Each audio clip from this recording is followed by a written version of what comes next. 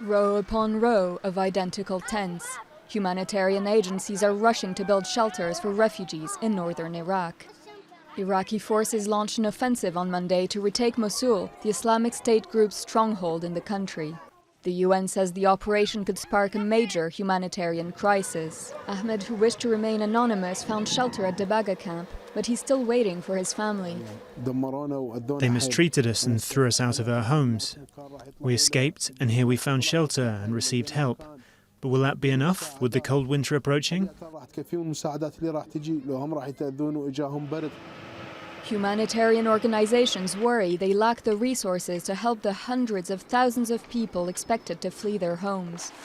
Of $367 million requested by the UN, less than half has been received so far. They also face huge logistical challenges.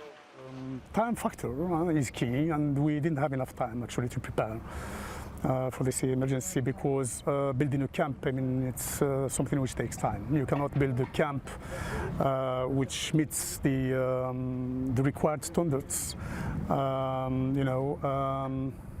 within such a very tight timeline. Living conditions in the camps are only one of the challenges awaiting civilians from the Mosul area. For some, the safest solution will be to stay home, while others will have to find safe routes to reach emergency sites. As winter sets in, many risk being left helpless in the freezing desert nights. Civilians who will be fleeing Mosul will face a myriad of concerns. We saw after Fallujah that civilians were actually targeted as they were fleeing. They were used as human shields. There was sniper fire on them as they were crossing the river. We are concerned that the same will happen as civilians flee from Mosul. According to the United Nations, the fighting could displace up to 1 million people.